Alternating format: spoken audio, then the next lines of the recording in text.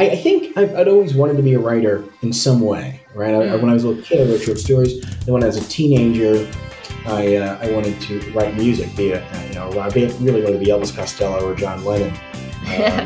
In America, radio play is a very strange thing, very rare thing. Whereas, say, in the UK, it's very common. And to me, one of the big issues in the world, certainly the Western world, certainly in America, is loneliness.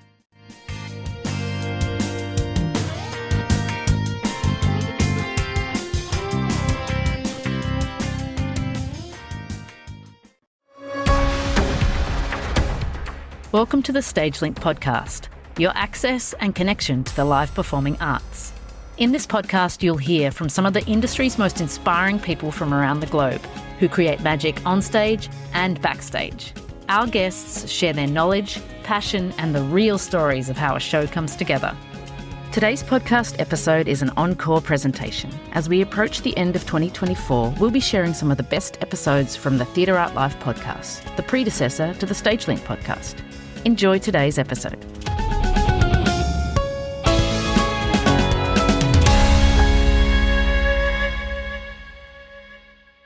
And my name is Anna Aguilera. Today we're talking to Jack Canfora. John Lawrence, Jack Canfora, is an award-winning American playwright, actor, musician, and teacher. After receiving his dramatic training at the London Academy of Music and Dramatic Arts, he began his career as an actor in regional theatre, working mostly in Shakespearean roles such as Mercutio and Macbeth. He's been hailed by the Associated Press as white-hot entertainment for his off-Broadway plays, including Poetic License, Place Setting, and Jericho, a New York Times critic's pick. He was nominated along with Edward Albee, Elaine and 𝐄𝐍𝐉𝐎𝐘 for the Newark Star Ledger's Best Play in 2007. Jack is the recipient of 2 Edgerton Playwriting Awards for Jericho in 2010 and The Source 2018. He won the 2016 Webby Award for Best Writing in a Web Series, and Jack is also the artistic director of New Normal Rep. Jack, welcome to the show. Hi. So tell us a little bit, before we get into your career and everything, what was the path that led you to the industry and you becoming a playwright and an actor and a teacher? Yeah. Well, it was funny because growing up, I acted in, school plays and things like that, and I really enjoyed it. And it was really more for the sense of, it was twofold. It was for the sense of community and friends that I really was drawn to it. And also, I really enjoyed performing. But it was something that I did into college, and I kept on thinking it would fall away at some point, but it didn't. And so I studied, and I really became enamored with Shakespearean acting, and really studied that pretty hard. And around the same time, when I was in my mid-20s, I started writing some sketch comedy with some friends and performing sketch comedy. And then I was going to become a father, and so I needed a real job, so quote unquote. And so I couldn't really go auditioning anymore. But I could keep writing. And so then we said, well, let me see if I can try and write plays. And, because I've been in enough of them that I should have some sense of the form.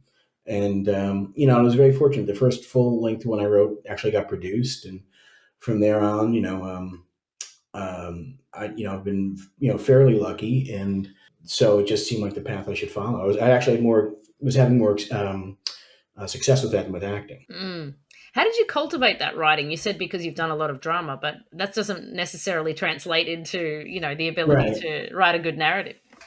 That's very true. It's very true. Now, I think I'd always wanted to be a writer in some way, right? When I was a little kid, I wrote short stories. Then when I was a teenager, I wanted to write music, Robb really wanted to be Elvis Costello or John Lennon. Both of those roles were filled. But I really always knew I was going to write in some capacity. And so, in fact, the acting thing was more of an unusual turn for me to take than writing in some ways. And so it sort of made sense. And I tried writing plays because that felt more realistic to me because I'd been in theaters. And so I thought, well, a person can write a play, as opposed to writing like a screenplay. It means getting a movie made, which seemed sort of beyond. Might as well have been like, why don't you fly to Jupiter? So it seemed very grand to try and do that. And so, and actually plays suit me better than screenplays in a lot of ways because plays are really sort of heavy with language, and that's sometimes problematic in a screenplay. And how do you get into, I mean, it's not hard to get into Shakespearean roles, but get enamored by them. That's interesting, at least to me. Yeah, I never, unlike a lot of kids in high school and stuff, I never minded Shakespeare. I liked him well enough, but he didn't do anything for me. But I saw when I was pretty young, it was my first year of college, maybe my second. I saw a movie by Kenneth Branagh. I saw his version of Henry V, and it just excited me in a way that very few things have excited me artistically. And so I really said, well, that's what I want to do. That's what I want to do. And so I really spent the next few years really chasing that and studying for that. And I was getting some work, but in small theaters certainly. But it was mostly Shakespeare. Whenever I was getting work, it was generally Shakespeare. And it's interesting because I, like you said, Shakespeare is an interesting sort of pathway to follow and get into. But when you see somebody do it well and act it well, I mean, it changes everything for you, I think, Shakespeare. And when you've, like you said, Kenneth Branagh's versions, or if you've seen a great execution of the play where the language starts to become normal to you if people are acting it well, I feel. Do you feel? I completely agree. In fact, when I used to teach Shakespeare, I would teach in high school, what we call in America high school, 11th and 12th grade, just like 16 and 17-year-olds, 18-year-olds. I would never have them read the play. I would find a really good production and show them a scene, and then we'd go through it, because there's a skill and technique to speaking Shakespeare correctly. Otherwise, it becomes gobbledygook. It's like, to me, it would be, a lot of teachers would just have the students, these really, really bored 15-year-olds reading out loud. And I couldn't understand anything if I relied on a bored 15-year-old to read it out loud. It's like trying to get an appreciation of Mozart and say, here, we're going to hand it to these fourth grade violinists, and we're going to really enjoy the magic of Mozart's melodies. It's not fair to it, So that's my 2 cents on Shakespeare, on teaching Shakespeare. But I completely agree, because you're right, because if it's done well, you really basically understand it. And it's sort of like, it is in some ways a different language, but, I would tell them, and this is true, like 70% of the language is exactly modern. But what happens is we get stuck on the bits that we don't know. And then wait, 2 more lines have gone by. And so it becomes very difficult. And I think it's about, the best actors tend to hit the words you need to hit. And you're not going to get every word necessarily, but that's okay. You're going to get the gist of it. And the poetry is going to pop that way, I think. So I guess I'm here to say that Shakespeare was good. If there's one takeaway from this podcast, that Shakespeare was a good playwright. That's a hill I'll die on. Absolutely. What makes his stories good and his characters good? Well, I think most of his stories, of course, were stolen. They were they were sort of common stories. Like, there were millions of versions of Hamlet or Julius Caesar. I think plotting isn't really his strength. That's not to say that he didn't do things very brilliantly with plot. But to me, the 2 things that stand out to me are his psychological insight and and of course his language too. You take a play like Macbeth, and the his insight into the way people behave and what compromises they make, that really how that can haunt them, and how they are haunted. Really shows to me a real wisdom and insight to human nature. I mean, Hamlet, to me, that's the closest thing I've encountered that explains the human condition. Like John Gielgud said, the role of Hamlet basically explains what it means to be human. Because there's not a single, there's almost no emotion or conflict that Hamlet doesn't have a viewpoint on. And then of course you add to the amazing language that is, poetic. I mean, they called them dramatic poets back in those days, not playwrights. And I feel like I'm getting really pedantic really fast. But that to me is the allure of Shakespeare, is the psychological insight. Because if there are 100 Julius Caesars, or I'm exaggerating, but there are a bunch of Julius Caesar plays. But Shakespeare's Julius Caesar play gave Brutus real complexity and ambiguity and doubt and things like that. And most characters, if you look at the older plays of that time, and why would you? Many of the other writers, they were less 3-dimensional. in many cases. That's interesting. And so just to go back to your career and things like that, you've got a company, an online theatre company called New Normal Rep, right? So tell us what this is and how that came about. Well, it came about. It is an online theater company, as you say. It came about during the pandemic, and America shut down in March, and by April, early April, I was getting a little stir crazy, and so I reached out to some friends of mine, most of whom were actors, and said, "Well, why don't we just meet once a week on Zoom and read a play? It can be any play, anyone can choose it, anyone can play any role they want." And it was, and a lot of people really got into that, and it was a nice little ritual. Like every Wednesday night, we'd meet and we'd have a play, we'd have parts, and it was in part, I think, to keep all of our muscles from atrophying too much, but also really it's just an excuse to sort of see each other and hang out. My friend Eleanor Handley, who's a company member, she described it as like we built a little sort of campfire in the dark of that time. And after a while, we realized we have a really good makings of a really strong company. And so we did some fundraising. We got a little bit of money, and at that time, if you remember, there were people doing a lot of readings online, but they were pretty primitive because no one knew it. It was a brand new medium, and we thought, well, we can maybe make this medium worthwhile rather than just sort of clunkily reading from music stands, in the Zoom in everyone's apartment. And so we really worked and played with the aesthetics. And so we we came up with a system or an aesthetic, I guess, for lack of a less pompous word, where it would look like everyone, although we recorded in separate places, obviously during the pandemic, but it looked like we were all in the same room. And the one concession we made is that the actors would speak directly into the camera like you and I are doing now. And what a lot of people said when they saw it, they said they felt like they were in the scene because it's a new angle from which to see it. And it's not. We don't pretend it is theater. Obviously, there's a lot of stuff about the theatrical experience that this doesn't capture, but it's a new medium, and I think it has obviously has a lot of drawbacks, but I think it has a lot of positives too. One of which is that, and this is really sort of our ethos, is that it is giving theater or a theatrical experience. We only produce plays as opposed to, say, like television scripts or screenplays, and we do that basically or almost for free. And as long as you have internet, you can get it. And I think one of the reasons why, in America anyway, theater is very much not on the radar of most people is that they don't have access to it. It's not. I mean, community theaters, but they don't have professional theaters nearby, and even if they do, it's generally very expensive. In New York, it's incredibly expensive to go see a play.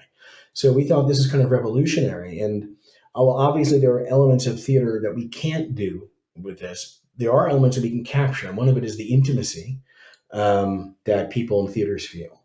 And in fact, if anything, this can be more intimate. And of course, television and film can be incredibly intimate too, and often is, but it's intimate within the context of we're watching that scene, whereas the people now are in this scene. And it allows us to sort of privilege language and dialogue in a way that movies and TV really can't. So that's what it has in common too with the theatrical experience. So would you think the difference between, let's say, recorded theater or online theater or the virtual experience of theater, right, and film and TV relies mostly on language? Or where do you feel like the difference? I think so. I think there's a few things. First of all, I'm speaking generally here, and I don't think I'm saying anything particularly insightful, but I think, like film is basically you're telling a story through pictures. You're telling a story through pictures, and I've heard people say that describe dialogue in movies as a necessary evil. And if you look back, and it's getting more that way all the time, if you watch movies in the 70s, let alone the 50s or 40s, there's a lot more talking and a lot more static stuff. And now you can go 10 minutes, almost literally 10 minutes in the movie, and there'll be no talking. There'll be a lot of action, even in like a drama. So language is very much minimized. And I think it is to a lesser degree with television. But in plays, it's language, but it's also the fact that usually, certainly modern plays, because of budget constraints in theaters, there's only a few characters, and they don't necessarily move around from They don't go in the car to the restaurant and then out to the bar. It becomes very difficult to do that. And so there's a different type of writing involved, and it's kind of restricting in a way, but in a way that restriction is liberating, in the way that some writers or poets will like write a sonnet or a villanelle or something like that has a specific stricture and says you have to do it in this way because it's an interesting challenge. There's also something to be said about accessibility to people who don't live in New York or live into places where, they could join a theatre company. I think, even though the pandemic is largely, behind us, hopefully, that this medium could also still be utilized to access people around the world that don't have that, and I still think there's such opportunity there. Yeah, and that's exactly why we're still around. I mean, because I think that it would be a shame to have it go away. And of course, we're not pretending that it's good. We don't think and we don't want it to like replace theater, but it's a nice adjunct to it. And again, anyone who has internet access can basically watch our stuff. And then we have a YouTube page, which is all free. We have actually we had 4 full-length plays produced in our first season, and one of them is up on our YouTube page for free. You can watch it anytime you want. There's also smaller dramatic works. And so, yeah, we're very excited about the idea of like spreading it around. And we did also a radio play, and we put it on a podcast platform, which is something that we're very excited about. And that is completely free. Go to whatever your local podcast, whatever your local, This is step 8. Farm to table podcastery. You go there and, you look up New Normal Rep, and the play's name is Step 9, with number 9. And then it's a full radio play in 8 episodes, completely for free. And so, again, we think it's great to have give that sort of accessibility. What have been the lessons you? Or go ahead. I was just going to say, how is that? How is the audio play on a podcast platform being received? Is it well listened to? Is it people? People have seemed to really like it. We're trying to get the word out more. I mean, it has fair amount of people have listened to it, but in addition to just enjoying talking with you, one of the reasons I'm here is to try and get people to try and give that a listen. We're proud of the product, and we think it's a great way of doing things. I know, like, for example, in America, a radio play is a very strange thing, very rare thing. Whereas, say, in the UK, it's very common. It never went away, really. And so we're trying to sort of really take advantage of that medium as well, because it's by no means free to produce. It's costs less money to produce than a full-length streaming play. And so we can do more of those. And this play in particular, we thought was a good fit for this because there's, believe it or not, there's 8 characters in it, and 8 characters in a play, like a non-musical, is considered a lot of characters these days because theaters are working under such tight budget constraints. One of my plays, which I've been fortunate to have a nice run in publication, and but I've had theater companies come up to me and say, we'd love to do the play, but can you cut a few characters? Which of course I can't. And it's only in the play only has 6 characters. So it's not like I have a cast of thousands. So you're asking earlier, like, one of the differences between TV and film and theater. That's one of the differences. That's a big difference. There must be something to be said for that, though, because the people are so into listening to audiobooks, so why wouldn't they listen to audio plays, right? That's what I keep saying. Yeah, absolutely. And and people have started to do that a little bit more. I know Audible, which is a company in America, has started to produce some of these radio plays. Not that I want to, advertise for them and supposed to us, but there are definitely outlets in which you can find that. And like I said, in the UK, you can find a lot of productions of those sorts of things, a lot of radio plays. I just listened to one. It was a mystery comedy starring Bill Nye, and it was on BBC. So yeah, it's a fun thing. It's a fun medium. And again, I think it's just another way of getting the concept of theater or theatrical works on people's radar. I love that. I actually really do like radio plays, and great! Yeah, no, I'll definitely listen to it. But it's it's interesting to think about that idea. And it is really hard to be able to transmit what you want and what you're trying to with your entire body when you only do it through the voice. Right. And so a writer like myself, radio plays are kind of like a natural medium because I really, I'm really dialogue dependent. And so a radio play even more so. You really need to explain everything. And of course there's sound effects and stuff, but I mean, so it sounds like it's taking place in a world, but language is the only thing you have to go on, really. So to me, that's exciting as a writer. Mm-hmm. So your stuff is on YouTube and it's on a podcast. And so how do people find that? Just so we know while we're on that. Very good question. If you can, first of all, you can visit our website at www.newnormalrep.org.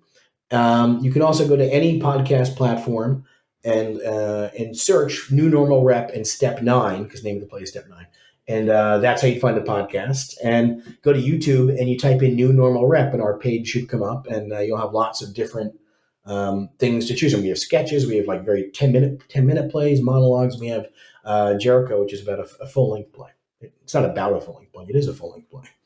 And when you pick those plays, obviously, a lot of the times plays are dependent on maybe what's happening on stage. Do you pick a text that is basically relies less on what the physical movements are, and do you describe things that happen if you can't, or is it just the dialogue of the play? No, we make the adjustments. Like in the full streaming play, there are visual things, but they're only visual things in the context that would be able to become put across in the streaming way.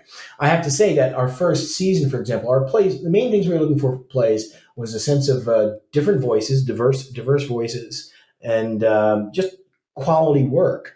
Often we wanted them to be new or underproduced. For example, Nilo Cruz, who won a Pulitzer Prize for his play Anna in the Tropics, he had a play that he liked very much, but it wasn't being done as often as he would have liked. So he did that play, and he had, we had some very well-known actors in that one.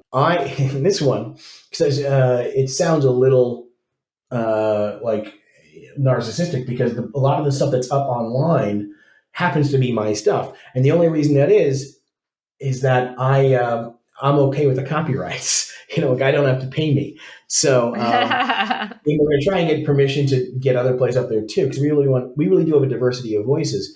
But it so happens that the radio play is mine and 𝐿𝐷𝐿 is mine, but there's other stuff, I swear, by other really great writers, and the majority of stuff isn't by me, because that would be incredibly narcissistic even by my standards. So. Hey, if you don't have to pay the writer, then it's good.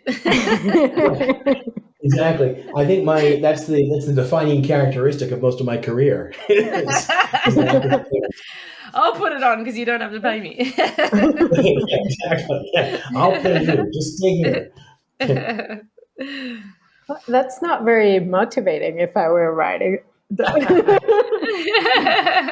Yeah, I know. I've often joked that, being a playwright, wanting to be a playwright in America is a little bit like growing up in the Sahara and wanting to be a downhill skier. It's not, there's not that big an audience for it. But, luckily I have been able to make some money in some of my plays, but, it's hard. And as a writer, you just want to get your stuff out there. It's not like being a novelist, right? Where when you write the novel, obviously you want people to read it. But when you've written a novel, you're done. It is a complete work, a whole thing. Whereas in a play, it's not really finished until it's produced. The play is the blueprint, but the text isn't the event. So you really want these things to be done. And first of all, the theater is always very difficult to get stuff produced.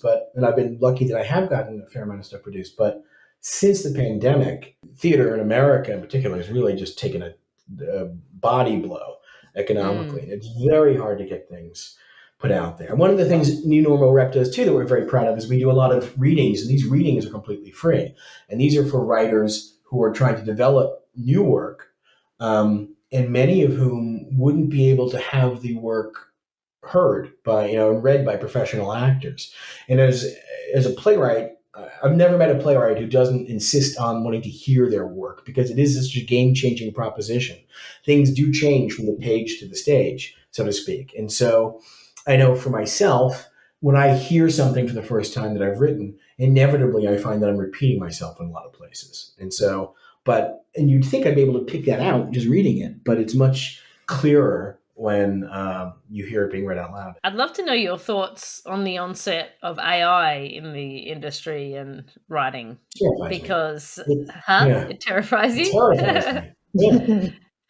You know, I first of all, I'm not an expert on that at all, but it does actually scare me. I mean, I happen to be a very big Beatles fan, and I just the other day heard a song that was it's an actual Beatles song. Actually, it's a Paul McCartney solo song that he wrote about 10 years ago, and it was fine. It's a catchy little tune. But the guy did it with I don't know how, obviously, but with AI. McCartney's voice was now like it was in 1966. So he de-aged the voice, and he added a part where it's now being sung by quote unquote John Lennon. And I got to tell you, it sounds just like him. And on the one hand, as an artist, I'm like, that's weird and that's wrong. And, but on the other hand, I listened to it, you know what I mean? Like it was, I couldn't quite turn it off because I was just so fascinated by it. In terms of producing original work, it seems that they're doing that already. For the moment, I don't think AI is producing anything that really stands up with really good writing. I mean, I think the most it can do is do passable hack work. But I also am terrified at the exponentiality of how the iterations spawn so quickly that in just a year or two, I think they could be doing tremendously great work. I'd like to be sort of a romantic and think that any real literature worth anything tells you something fundamental or resonates with you on a fundamental level about something about being human and feeling alone. I think it was C.S. Lewis, I think, who said, we read to know that we're not alone. And to me, the big draw of theater, as opposed to all the other mediums, is that it's a communal experience. I mean, so are movies, right? But movies are not a dialogue, they're a monologue. It's the actors doing it, and the audience reacts. But in the theater, it's a dialectic, right? It's a feedback loop because the actors do respond to the audience. And that affects them, and so it's a sort of dialogue. And to me, one of the big issues in the world, certainly in the Western world, and certainly in America, is loneliness, like a feeling of isolation and alienation. And I think that we should grab hold of any tools we can that will combat that. And I do think plays and theater, even if it's streaming, I think that the work inevitably is about a communal experience. So I don't think AI can really ever get to that. I mean, I hope they can, because if it can, then it suggests to me that we're far more predictable as creatures than we'd like to think. And I think there's a degree to which that is true, but there has to be a heart to it, a heartbeat to it that we will respond to and that will resonate with us. And I don't know that science can come up with that. Having said that, I don't know what I'm talking about with AI, but the idea but I have to believe that there's something irreducibly human in really good art that is going to be, unreproducible. And that, maybe I'm being too romantic about it, but I do believe that. Well, I mean, what do you guys think? What do you think? I think an NFT is not going to replace a Picasso. Right. Right. Okay. Right. So I think that, like, it's an interesting thing. I asked you because as a writer, and there's a strike going on with the writers in Hollywood right now, and I think it's exciting and terrifying at the same time. And I think for all of the reasons that AI should be utilized for the good, it should be used for the good, and then all the things that are kind of should be for the bad should be left aside, and it's up to us to navigate that. That's my thought. And I think that, if AI can suddenly start to perform surgeries that are not possible before because of technology and things like that, if it can, you can envisage a scenic design and then have them draw all of the AI draw all of the construction drawings for you. You could save money. I love that. Right. So I think theater has to look at it in a way of how can it provide opportunity for people to create community and be more creative and have more time and money to stay together and hang out together than spending money on production aspects that you. And then I'm not negating the fact that you might remove a construction drawings job and other jobs, but again, lean into the putting the money where you can have humans together. I saw something on social media which I really loved. It was just like a quote that scrolled past me. It's like, we don't need AI to make art. We need AI to do everything else so we can make more art. And I like that, and that so I feel like we just need to guide it in that direction. And so I look for it myself for things to make my life more efficient. I was on ChatGPT to help me do a Google Sheets formula that I couldn't figure out yesterday, and it helped me. And if that gives me 10, 15 more minutes with my children at the end of the day, rather than me Googling it and trying to figure it out myself, then I'll take it, right?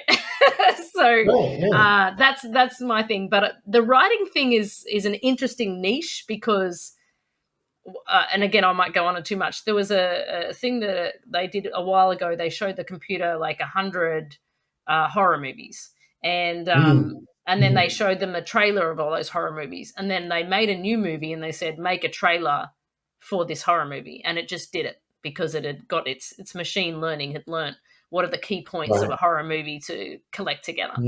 So I think the potential to write quality, if you fed a computer all of the plays in the world and said, write your own play, I'm sure it could do it. But what does that mean, and how can we as humans resonate with that? I don't know. But it's something, it's a space to play in. Right now, like you said, it's not advanced enough for, if you get it to write something for you, you've still got to tweak it. So maybe it's a way that writers can lean into that and say, I want to write a dialogue about this, and it generates it for you, and then you tweak it in a human sense to make it resonate. I think that's the fast track. Yeah, maybe. And I think I agree with everything you say. The last part of it, though, I got to say, makes me uneasy. Even like coming out with, it's not like coming up with, say, a spreadsheet or something. To me, it's, and I haven't really started. I literally started wrestling with this question about 2 weeks ago because I'm so behind the curve of modern culture. But yeah, to me, that is something that, anything that purports to really explain the human experience, art or philosophy or something like that, I'm very uncomfortable with AI getting involved in, because it seems predicated on a type of consciousness and awareness of things. And so eventually they'll have to have AI develop consciousness, which of course is the thing everyone's terrified of, because soon we'll be all serving, our computer overlords. But the thing you brought up earlier about Picasso is, I don't think a computer back, of course they didn't have them back then, but let's say as a thought experiment, I don't think a computer could have taken what had come before and then come up with Picasso. Right. To me, like that leap, that imaginative leap, isn't something that it can do. And if it ever does develop to that point, then I think we're in a lot of trouble. I think we have bigger problems to worry about than art, because then there's ethical implications too, if a program or AI is in fact develops a consciousness, if it is then a conscious being, does it have rights? Does it have, is it right for us to use it as in a sort of enslavement? Which again, that is so big. So I want happy thought, but that's something to I think that's an ethical consideration people are going to have to wrestle with. If it gets that good, in order to get this good, AI needs to develop something akin to what we would call consciousness. I think that we're a long ways away from that. I'm not basing it on anything other than scientists and philosophers have for decades struggled with what I think is called the hard problem, which is what is consciousness, and what's the leap to consciousness, and how does one arrive at that physiologically and evolutionarily speaking? So I'm a little. And where is it as well, right? I'm sorry. And where is consciousness as well? Because there's a lot of debate that it's not even here. It can be everywhere, right? So exactly, that's a fascinating topic. Yeah. So it is fascinating, and I guess if you want to be an optimist about it, it can help us solve those sorts of problems by seeing how it develops. But like anything else, I think it's a tool, and it can be sort of used for good or bad. I think the worst case scenario worries for me is that someone is going to go too far with it. It's just whether or not I'm okay with it or comfortable with AI in making art couldn't be less relevant, because some people are going to do it. Yeah. Well, it's there whether we like it or not, right? But I think that's why I think like the artists and the philosophers and the psychologists, everybody needs to be involved in this. Like, it can't just let the tech go and run, right? Like, I think that it's not going away whether we like it or not. So it's good that you're starting to think about it, because I think that people with opinions and who create art need to be involved in this evolution. Otherwise, it might go in a direction that's not productive. Well, if you've noticed during this brief discussion, I've become more and more fetal in my positioning. It really is an overwhelming topic, because it's so, like you said, the speed at which it moves is just incredible. And every day I'm seeing stuff that's like online that's like this and this and this and this. Is like I literally can't keep up with how fast this is moving. Yeah, I can't program my video, my DVR. I mean, I get into fights with all sorts of technology. My Blender. I'm not good with it, and so now to think that there's something that can like control me better than I can control it. I mean, I'd like to keep that in the domain of my romantic relationships. I'd like it not to be. I love it. Oh, goodness. I love it, Anna, that you said that they should take us into consideration. Since when? Since when are artists? Well, I guess at some point they were, but they were long not being considered for anything in the world. That's so true, Anna. That's so true. But, I think too of something. I think Walt Whitman said. Whitman, I think he was one of the first people to really vocalize this. And by the way, a fellow Long Islander like I am. He argued that literature and art was actually more important than government, which I think is an overstatement, to be sure. But his point was that what do we remember from most cultures? Inevitably, it's the art. Inevitably, it's the literature that stays with us more. And so I think I think in the long term, like I think we are represented to future generations more by art than are by the momentary political squabbles that dominate our everyday lives. Yeah, absolutely. But at the same time, I think that's how we process what we're going through politically and socially. And this is something where I don't know how much AI, because right now, today, AI is just an average of what's out there already. There's not really a creative input. There's like a shuffling average. This is what you get, right? So I don't know how it's going to be later on. I think it's like, as Anna was saying, every day is faster, and because it's an exponential thing and it learns on itself. So I don't know what's going to be and how we're going to keep up with that. But at the end of the day, what we do as artists is to reflect and to process our day-to-days, and that's how we contribute to society, so they can also sit down and reflect with us and understand or run away, whatever the choice of the day is. Right. But I don't know that's something that AI can do just now, today.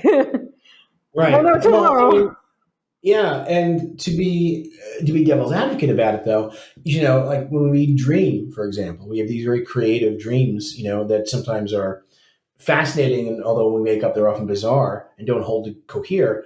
But when you dream something, there's nothing that you can dream that doesn't exist already in your mind in some form or fashion, and it just throws all these different patterns together. So you could argue that very little art ever comes out of whole cloth. It's always influenced in like a different confluence of things that have happened in the past, which is what scares the heck out of me about AI, to be sure. But I do agree with you that I think, like I was saying earlier, that I think you could probably write, hack work. Like, in other words, like you could plug in and say, okay, we need a mediocre sitcom, about someone, has to, here's a typical plot point, deliver it. And my guess is it probably could. But the stuff that's going to sort of take your breath away, and the stuff that's going to make you, move you, and the stuff that's going to make you understand yourself and feel more, make you think and feel more alive or connected or more joyful or you name it. I like to think that is, I'm just hubristic enough to think that that's something that only humans could do. Yeah, and I think also just for the mere fact that a theatrical production is a combination of a number of people coming together with their different skill sets through a human experience. And that is really difficult to replace. For example, you're in tech and you got a lighting designer and a programmer and a director and the actors on stage, and you've got all of these things that, like, that tangibly cannot be. And magic happens in those moments when you figure out that the light going on that place and the actor saying this at this moment with the director saying turn that way so you look, those that's such a human aspect of that theatrical experience that then people watch.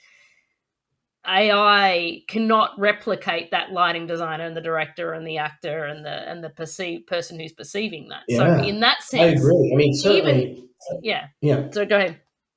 No, you go. You're on a roll. So I'm just saying that's when I think about if anything, it probably in the long term, yes, maybe all of that film and screen stuff can be all AI done, but the live theatrical thing might be our final frontier that it can't penetrate when you think about it. Might be, right? I mean, maybe AI isn't so bad after all. I mean, maybe it would be ironic if we go back to basically where the Greeks were, and you're right, because there's something, I mean, just the pragmatics of it. I mean, you're not going to get animatronic actors, it's, at least I hope not yet. And there's something sort of really wonderfully human about being a part of an audience or being on stage in a play, because it is, like I said, it's a dialogue. I mean, the lines are the same, the movements are the same usually every night, but every night is a different performance. And that's because there's literally probably tens of millions of variables that go into the equation. Every single member of the audience is a variable. And what the actors ate last night, and like who didn't get a good night's sleep, and who's fighting with their spouse, and all these things combined, sometimes all at once, and so they all combine to create something that's sort of unrepeatable. It's the unrepeatability of theater, I think, that's is great, and also frustrating at times for actors and everyone else involved too. But to me, it's close to its essence, is that unrepeatability. Which is, I guess, what AI is not, and what AI is not aiming to do. Because technology is all about repeatability. Repeating things over and over. Yeah. Well, I just made up unrepeatability. I'm pretty sure that's not an actual word in the language. But, I like it. I think we do have it in Spanish, but irrelevant. But that's a good point. That it goes against like what we're trying to do, and what we do on a day or a night to night basis on a stage is different to what technology is trying to achieve, which is optimize the process and be able to replicate the process every time. That's so true, because I mean, having a different experience every night in a theater and in a play is incredibly inefficient. And I would think technology privileges efficiency, and its inefficiency is part of its magic. It's part of its fun. I think that the most of the things that theater brings, I don't think AI can replicate, and I'm hoping that applies to the scripts too, because then I'm out of a job. I think that I think it is, I was talking about streaming theater as sort of being like the Wild West and the new frontier, and it is. But man, talking about the ultimate new frontier. I'm very curious to listen to this podcast, like say 10 years from now when it's in the, they put it in the Smithsonian.